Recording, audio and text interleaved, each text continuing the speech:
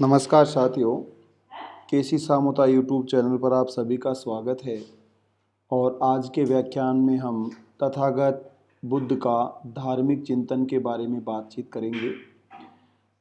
तथागत भगवान बुद्ध वह जिसे ज्ञान की प्राप्ति हो चुकी हो, जो बुद्धि में विश्वास रखता है और जो इच्छाओं का नाश करने का सामर्थ्य रखता है, उसे तथागत भगवान बुद्ध के नाम से जाना जाता है। साथियों, बुद्ध के धार्मिक चिंतन को 8 मुख्य बिंदुओं में विभाजित किया जा सकता है।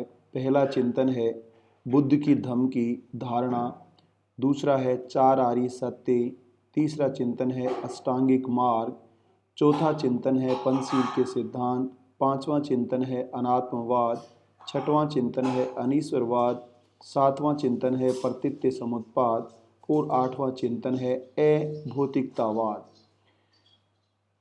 तथागत बुद्ध के धार्मिक चिंतन को इन 8 बिंदुओं के आधार पर हम बहुत ही सरल और सुबोध स्वरूप में समझेंगे। तो आइए, आखिरकार बुद्ध का ये धार्मिक चिंतन इन बिंदुओं से किस तरह से संबंधित है, संक्षिप्त में इस पर हम विचार विमर्श करते हैं। साथियों, सबसे पहला जो चिंतन है बुद्ध का, उसे धम्म की धारणा कहा जाता है। 3 जो महत्वपूर्ण आधार आपने सुने होंगे, जिन्हें हम बुद्ध के नाम से, और जैसा बुद्धम शरणम गच्छामि कहा जाता है, धम्मम शरणम गच्छामि कहा जाता है और संघम शरणम गच्छामि। तो बुद्ध जो कि पाली भाषा का एक शब्द है और जिसका मतलब है जो बुद्धि में विश्वास करता है, उसे बुद्ध के नाम से जाना जाता है। बुद्ध का धम्म जो कि सत्य में विश्वास करता है और उसे हम कह सकते हैं यथार्थ, इसे धम्म के नाम से जाना जाता है। और तीसरा महत्वपूर्ण आधार बुद्ध का, जिसे हम संघ कहते हैं, जहां आचरण के नियमों और बुद्ध व धम्म के उपदेशों के बारे में विचार विमर्श और परिचर्चा की जाती है, जिसे कहा जाता है बुद्धम शरणम गच्छामि, धम्मम शरणम गच्छामि और संघम शरणम गच्छामि।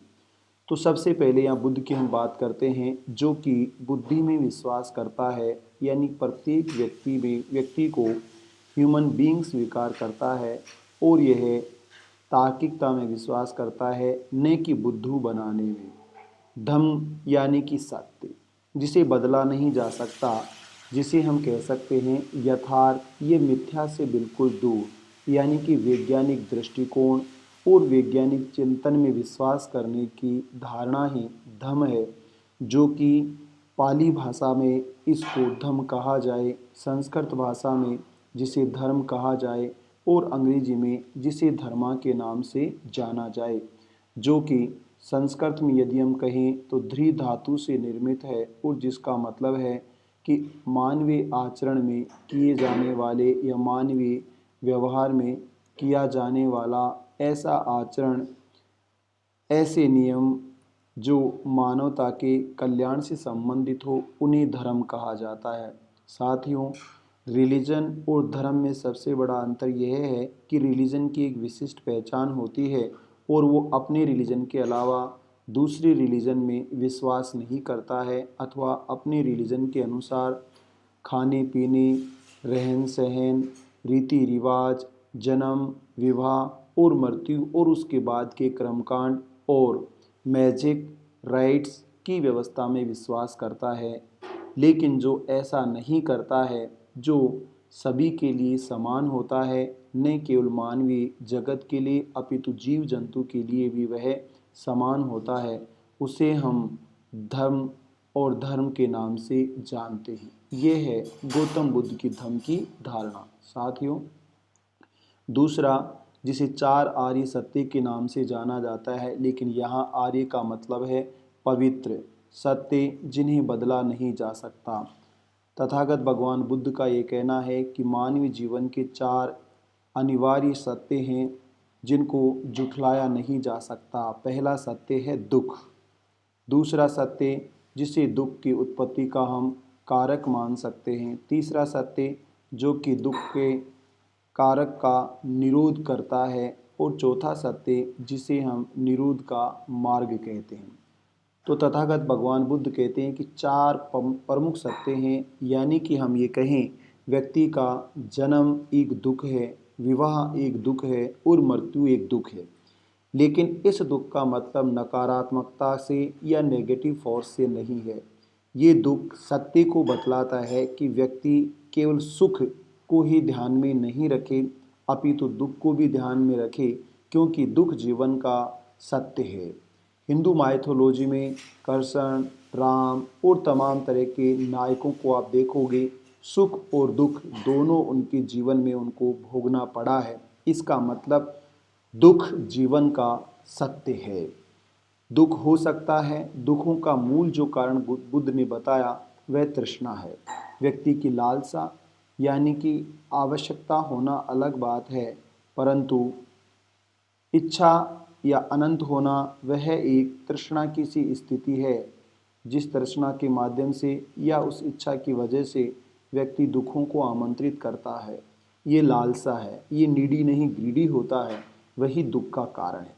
यदि दुख का कोई कारण होता है तो उस दुख का की उत्पत्ति का कोई कारण होता है तो उस दुख का निरोध भी किया जा सकता है, यानी कि दुख को दूर भी किया जा सकता है, और इसको दुख को दूर करने का कोई ना कोई मार्ग होता है। ये चारों चीज़ें तथागत भगवान बुद्ध कह रहे हैं कि दुख का होना, दुख के जन्म होना, दुख निरोध और दुख निरोध का मार्ग, ये चार पवित्र सत्य हैं जिनका सामना इंसान के रूप में जन्म लेने वाले इंसान को, पशु पक्षियों को, पेड़ पौधों को सामना करना ही पड़ता है। इसलिए दुखों से डरे नहीं, अपितु साहसी और निडर बने, क्योंकि रिलीजन व्यक्ति को डरपोक, दब्बू, कायर बनाता है, परंतु धर्म व्यक्ति को साहसी, निडर, अहिंसक, समानता, भाईचारा, प्रेम और स्वतंत्रता में विश्वास दिलाता है। ये थी बुद्ध के चार आर्य सत्य की अवधारणा। साथियों, तथागत भगवान बुद्ध का तीसरा महत्वपूर्ण विचार है जिसे अष्टांगिक मार्ग के नाम से जाना जाता है। बुद्ध कहते हैं न तो जीवन की उत्तम यानी श्रेष्ठ अवस्था और न ही जीवन की हीनतम यानी निम्न अवस्था, अपितु हमें मध्यम मार्ग का पालन करना चाहिए। बुद्ध ने जीवन में इसे व्यावहारिक रूप से अनुभव किया और 6 सालों की घोर तपस्या के बाद ये महसूस किया कि मानवीय जीवन के लिए मध्यम मार्ग एक व्यावहारिक मार्ग है, जिसके माध्यम से ही मानवीय जीवन का कल्याण किया जाना संभव है। तो साथियों, तथागत भगवान बुद्ध जो अष्टांगिक मार्ग है, जीवन में मानवीय जीवन के लिए 8 ऐसे गुण हैं जिनका पालन करने से जीव जगत और मानव की हम कह सकते हैं कि कल्याण संभव है। हम एक अच्छे समाज, श्रेष्ठ समाज का निर्माण कर सकते हैं। यहाँ पर भगवान बुद्ध ने 8 गुण बताए हैं, जिन गुणों की अगर हम बात करें तो पहले जो 2 गुण हैं वो बुद्ध के अनुसार मानव की बुद्धि से जुड़े हुए हैं, जिन्हें बुद्ध ने प्रज्ञा कहा है। प्रज्ञा दूसरे जो गुण हैं वो व्यक्ति के शील या आचरण से जुड़े हुए हैं, और ये 3 तरह के गुण होते हैं जिन्हें शील से संबंधित गुण माना जाता है, और तीसरे आचरण से जुड़े हुए गुण होते हैं।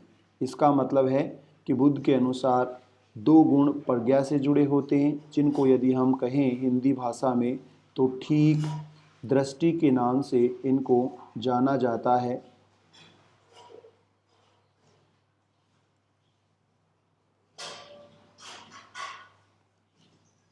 ठीक दृष्टि हम कह सकते हैं।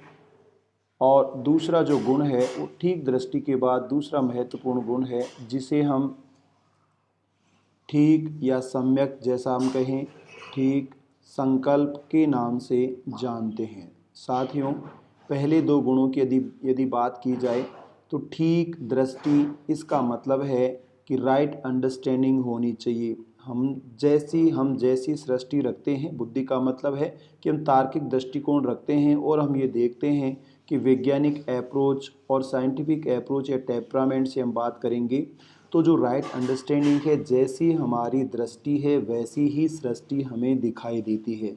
तो हमारी जो दृष्टि है वह हमेशा प्रज्ञा बुद्धि पर आधारित होनी चाहिए। हमें किसी दूसरे के कहने से या जो कोई व्यक्ति हमें दिखाना चाहता है, जैसे कोई कहे कि सामने देखो ईश्वर है और हम मानते हैं, तो ये हमारी दृष्टि नहीं है। सामने राक्षस है और हम इसे मानते हैं तो ये हमारी दृष्टि है नहीं है।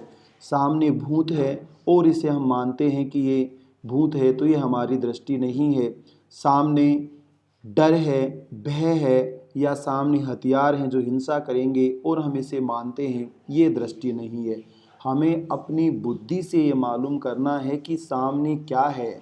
तो प्रज्ञा, हमारी प्रज्ञा हमें बतानी चाहिए कि आप जो देख पा रहे हैं क्या आँखों से देखा हुआ सच होता है, ये हमें मालूम करना है। कई बार हमने देखा कि आँखों से देखा हुआ और कानों से सुना हुआ भी सच नहीं होता है, उसे हमें बुद्धि का प्रयोग करके जानना होता है। दूसरा अष्टांगिक मार्ग है ठीक संकल्प, यानी कि राइट थॉट। हम जो भी कार्य करते हैं, जैसे भी हमारे विचार होते हैं, जैसा भी हमारा मन होता है, वह एकदम उचित होना चाहिए। हमारे मन में किसी प्रकार की हिंसा का, किसी भी प्रकार की घृणा का, प्रतिहिंसा का और किसी भी प्रकार के प्रतिशोध का भाव नहीं होना चाहिए। ये बुद्ध का कहना है। जो दोनों गुण या मार्ग, विशेष रूप से मध्यम मार्ग या दो गुण, ये व्यक्ति की बुद्धि या प्रज्ञा से जुड़े होते हैं। साथियों, इसके अलावा गौतम बुद्ध कहते हैं कि यहाँ पर हमें अगर सील की बात करें तो वह ठीक वचन से जुड़ा हुआ होता है। यानी कि हम जो भी बात कहते हैं, हम मन वचन कर्म से जिसको कहा जाता है, तो यहाँ वचन की बात की गई। हमारे विचार से, हमारे बोलने से, हमारे लिखने से, किसी भी कारण से जो वचन का मुख्य माध्यम है, हिंसा नहीं होनी चाहिए, भेदभाव नहीं होना चाहिए, ऊंच नीच का या छुआछूत या असमानता या द्वेष या राग, ऐसा कोई भी हमारे वचन में नहीं होना चाहिए। इसी के साथ बुद्ध कहते हैं कि हमें अष्टांगिक मार्ग का फॉलो करते हुए ठीक कर्म का पालन करना चाहिए। हमारा कर्म जिसमें हिंसा नहीं हो, प्रतिशोध नहीं हो, झूठ नहीं हो, चुगली नहीं हो, ऐसे कर्म का हमें पालन करना चाहिए। जो कर्म न केवल अपने लिए अपितु दूसरे लोगों के लिए भी हितकारी होता है, उसे ही सम्यक कर्म या ठीक कर्म कहा जाता है। साथियों, पांचवा जो अष्टांगिक मार्ग है, जिसे बुद्ध ने ठीक जीविका के नाम से पुकारा है, राइट लाइवलीहुड इसको कहा जाता है। हमारी जीविका हथियारों के व्यापार से संबंधित नहीं हो, हमारी जीविका ड्रग्स या वाइन या ऐसे नस्ली पदार्थों को बेचने से संबंधित नहीं हो, हमारी जीविका में मानव और मानवीय अंगों का व्यापार नहीं किया जाना चाहिए, हमारी जीविका में मांस का व्यापार भी नहीं करना चाहिए। इन चार प्रकार की आजीविकाओं को बुद्ध ने अनुचित बताया है। इन चारों प्रकार की जीविकाओं को छोड़कर हमें जो भी हम जीने के लिए काम करते हैं, क्योंकि बुद्धिज़्म में कर्म पर बल दिया गया है, तो हमारा जो काम करने का तरीका है, जो हमारी आजीविका है, जो हमारा इनकम सोर्स है, वह भी ठीक या उचित होना चाहिए। साथियों, इन पांच के अलावा तीन जो अष्टांगिक मार्ग के गुण हैं, जिन्हें हम मानवीय आचरण के गुण कहते हैं, जिसे बुद्ध ने कहा है कि हमारे ठीक प्रयत्न होने चाहिए। जो भी हम काम करें, जो भी हम प्रयास करें, जो भी हम एफर्ट्स करें, उन एफर्ट्स में मानवता के हित को सदैव ध्यान में रख के करें, जो अपने लिए और दूसरों के लिए उचित हो और उनके भले के लिए भी हो, यह हमें सदैव ध्यान में रखना है। साथियों, सातवां जो बुद्ध का अष्टांगिक मार्ग का गुण है, जिसे ठीक स्मृति के नाम से जाना जाता है, जो कि एक राइट माइंडफुलनेस के रूप में जिसको हम कह सकते हैं कि हमें वही अच्छी और बुरी स्मृतियों में स्मृतियाँ, याददाश्त या जो हमारे मूल आधार है, जो हमारे विचारों को, चेतन अचेतन मन को, अर्धचेतन मन को प्रभावित करता है, उन्हें हमें बरकरार रखना चाहिए और उन स्मृतियों से मानवीय कल्याण को आगे की ओर गति प्रदान करनी चाहिए। आठवां और अंतिम जो अष्टांगिक मार्ग का गुण है, जिसे भगवान बुद्ध ने सम्यक अथवा ठीक समाधि के नाम से पुकारा है, यानी कि राइट कंसंट्रेशन जो योग है, ध्यान है, उसके माध्यम से हमें अपने परिवर्तनशील या अचेतन मन को हमेशा एकाग्रचित्त होकर मानवता के कल्याण में निरत करना चाहिए। यदि हम इन अष्टांगिक मार्ग का पालन करते हैं तो यह पूरी दुनिया भर के लिए, केवल भारत के लिए नहीं दार्शनिक मार्ग है, अपितु दुनिया भर के कल्याण के लिए ये श्रेष्ठ मार्ग होगा। साथियों, चौथा जो विचार गौतम बुद्ध का है, जिसे पंचशील के नाम से जाना जाता है, जैसा आप नाम से देख सकते हैं, पंच यानी पांच और शील यानी कि व्यक्ति के चरित्र को अभिव्यक्त करने वाले पांच गुण होते हैं। और इन पांच गुणों की अगर हम बात करें तो गौतम बुद्ध कहते हैं कि हमें किसी भी कीमत पर हिंसा नहीं करें, यानी हिंसा न करें। ये पहला पंचशील का गुण माना जाता है कि हिंसा नहीं करनी चाहिए, क्योंकि किसी भी कीमत पर हिंसा करने से मानवता का विनाश होता है और जन धन की हानि होती है। इसी के साथ जीव जंतुओं को भी इसका नुकसान उठाना पड़ता है। तो यहाँ सबसे पहले हिंसा नहीं करें, इस बात के लिए गौतम बुद्ध प्रेरित करते हैं।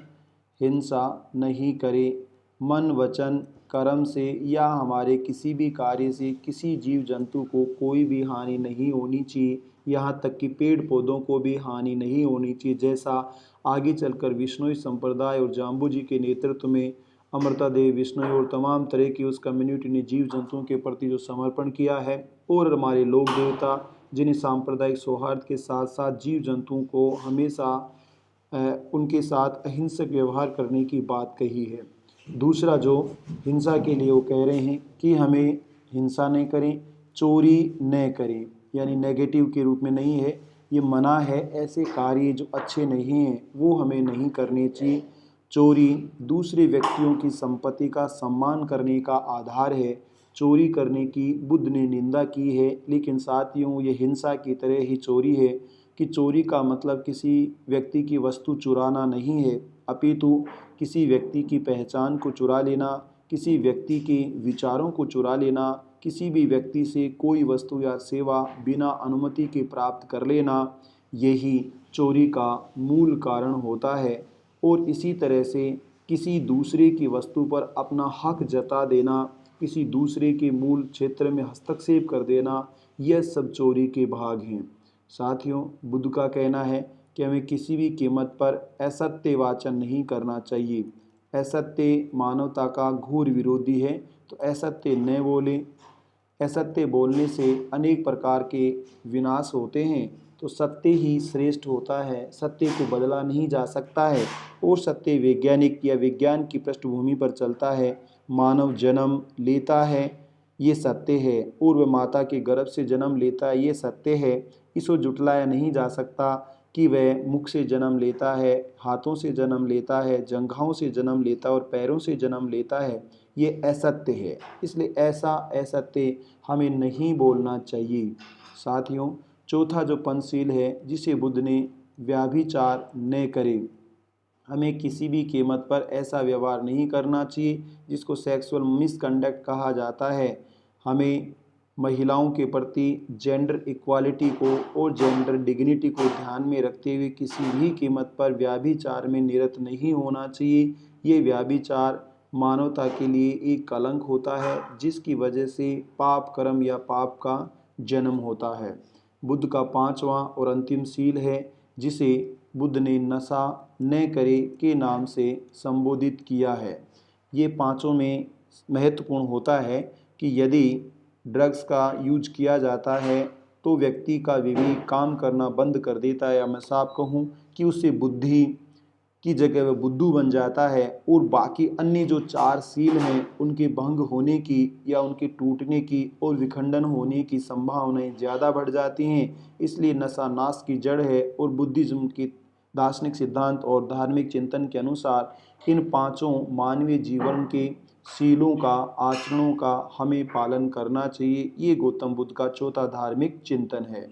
साथियों, पांचवा धार्मिक चिंतन है अनात्मवाद का सिद्धांत। गौतम बुद्ध का कहना है कि आत्मा और शरीर ये दोनों अलग अलग नहीं हैं। जो आपको आत्मा और शरीर अलग अलग बताता है वह अपने आधिपत्य को आपके ऊपर स्थापित करना चाहता है, क्योंकि उसका ऐसा करने से ही भला होने वाला है।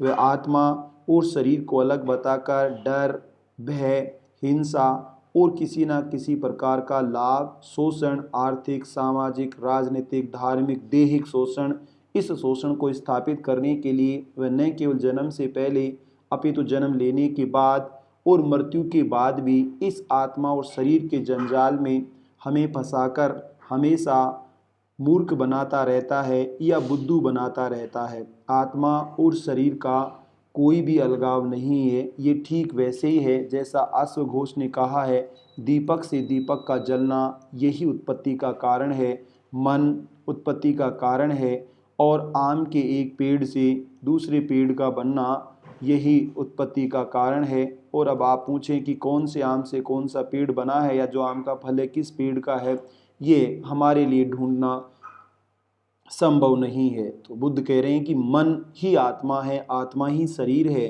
शरीर और आत्मा दोनों अलग नहीं होते हैं। बुद्धिज्म की सबसे बड़ी फिलोसॉफी है। इसलिए हमें इस शरीर में को ही आत्मा और आत्मा को ही शरीर के रूप में मानकर मानवीय जीवन का आचरण करना चाहिए। अन्यथा हम जन्म, पुनर्जन्म, आत्मा, प्रेत आत्मा, भूत, दैत्य, देवता, इस प्रकार के श्राद्ध और पितृ और तमाम तरह के ऐसे जो कि डरावने और हिंसक और शोषण के उपक्रम हैं, उन टूल्स का यूज हो जाएंगे और यह हमारी बुद्धि पर अज्ञानता का एक आवरण होगा। तो जो आत्मवाद का सिद्धांत है हिंदुइज्म का, वह शोषण का सिद्धांत है, भेदभाव का सिद्धांत है, पैसा लूटने का सिद्धांत है, सामाजिक रूप से गुलाम बनाने का सिद्धांत है। अनात्मवाद में हमें विश्वास करना चाहिए। ये बुद्धिज्म की 5वीं फिलोसॉफी है।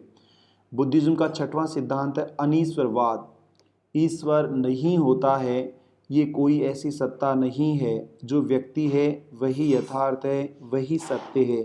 यदि हम ईश्वर में विश्वास करते हैं और ईश्वर होता है, तो हमें ऐसे ईश्वर से साथ समानता, स्वतंत्रता, न्याय, भाईचारा, प्रेम, दया और अहिंसा के गुणों को देखना चाहिए। यदि ये गुण किसी में दिखाई देते हैं तो उसे हम ईश्वर के रूप में स्वीकार कर सकते हैं। लेकिन यदि आप किसी के प्रति ऐसे डेडिकेटेड और समर्पित हो जाते हो तो बुद्धि का विनाश हो जाता है, जिसे बुद्ध ने गुलाम कहा है। और इसीलिए बुद्ध ने कहा है कि किसी की बात को इसलिए मत मानो कि उसने कहा है, पीढ़ियों से चलता आया है, पवित्र धार्मिक ग्रंथों में लिखा है, या गुरुजी ने बताया है, या माता पिता ने बताया, या समाज के प्रभावशाली लोगों ने बताया है। हो सकता है उन्होंने अपने लाभ के लिए आपको बताया हो। तो आपको बुद्धि से ये जानना है कि क्या वास्तव में ही ईश्वर है, और उसे आपको अपने आप से पूछना है कि क्या ऐसा संभव है जैसा ईश्वरवाद का रचना या जैसा मायाजाल बुना गया है, उस मायाजाल में क्या आप ठीक बैठते हो? आप अपने जैसा ईश्वर खोजते हो? क्या आप अपने जैसे ही ईश्वर के हाथों में अहिंसक हथियार देखते हो, या उसको 4 हाथ वाला, 8 भुजा वाला, जानवरों का सहारा लेने वाला, हिंसक हथियारों को हाथ में रखने वाला, या निर्विकार, या सूली पर चढ़ा हुआ, तमाम तरह के अलग अलग स्वरूपों में देखते हो? तो सच में ईश्वर इस नाम का कोई भी शब्दकोश या शब्द या प्राणी इस दुनिया में नहीं रहता है। ये केवल उन लोगों ने जो लोगों को बुद्धू बनाते हैं, उन्होंने अपनी बुद्धि का दुरुपयोग करके ऐसा किया है। तो बुद्ध कहते हैं हमें इस दर्शन में विश्वास करना चाहिए कि अनीश्वरवाद है, सत्य केवल व्यक्ति और व्यक्ति है। 7वां कारक है प्रतीत्य समुत्पाद। इस दर्शन के अनुसार कोई भी जो घटना होती है उसके पीछे कोई कारण होता है। हर कारण का एक कारक घटक तत्व होता है। यानी कि जन्म एक कारक है, मृत्यु एक कारक है। मरने से जन्म होता है और जन्म लेने से मृत्यु होती है। इसका मतलब कार्य और कारण के बीच एक सार्वभौमिक सत्य संबंध पाया जाता है। बीज का नष्ट होना ही पौधे का निर्माण है और पौधे का नष्ट होना ही बीज का निर्माण है। दीपक का बुझना और दूसरे दीपक का जलना, एक दीपक से दूसरे दीपक का जलना, दीपक की लो और तमाम तरह का जो दर्शन है, जिसे हम ये कह सकते हैं कि विनाश ही निर्माण का कारण है और निर्माण ही विनाश का कारण है। तो इसमें किसी प्रकार के ईश्वर की या मीडिएटर की या मध्य तत्व की कोई भूमिका नहीं होती है। ये सब पूरी वैज्ञानिक परिघटनाएं हैं और विज्ञान के आधार पर ही हम इसे समझ सकते हैं, जो कि किसी न किसी मन के माध्यम से उत्पत्ति और विनाश से जुड़ी हुई परिघटना है, जिसे प्रतीत्य समुत्पाद कहा जाता है।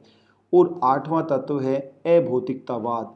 केवल वही नहीं जिसको हम जीवन में सुख और समृद्धि मानते हैं, जिसको हम देख पाते हैं वैसा ही नहीं, वह भी जिसे हम खुली आंखों से देखें उतना ही नहीं, वह भी जिसे हम बंद आंखों से भी देख सकते हैं। तो भौतिकतावाद, जिसको चावार्क का दर्शन कहते हैं, बुद्ध कह रहे हैं चावार्क का दर्शन ही पूर्णतम दर्शन नहीं है, अपितु हमें चावार्क दर्शन के आगे भी जो आध्यात्मिकता है, जो योग है, जो ध्यान है और जो अन्य लोगों के हित से जुड़ी हुई दार्शनिक संकल्पना है, उसमें विश्वास करना चाहिए। लेकिन यहाँ बुद्ध की आध्यात्मिकता कर्मकांड से, मैजिक से, रीति रिवाज से, मंदिर मस्जिद चर्च गिरजाघर इससे जुड़ी हुई नहीं है। वह जिसे हम खोजना चाहते हैं वह व्यक्ति के हृदय में, व्यक्ति के शरीर में और वह व्यक्ति के चिंतन में निवास करता है, जो कि अभौतिकतावाद है, भौतिकतावाद नहीं है। यही मानवता का सत्य है। और इस तरह से तथागत भगवान बुद्ध के धार्मिक चिंतन को हम 8 बिंदुओं के आधार पर समझ सकते हैं। एक बार फिर से धम्म की धारणा, चार आर्य सत्य, अष्टांगिक मार्ग, पंचशील के सिद्धांत, अनात्मवाद का सिद्धांत, अनीश्वरवाद की धारणा, प्रतीत्य समुत्पाद और अभौतिकतावाद, ये 8 तत्व तथागत बुद्ध के धार्मिक चिंतन को अभिव्यक्त करते हैं। आप सभी का मेरी तरफ से बहुत बहुत धन्यवाद।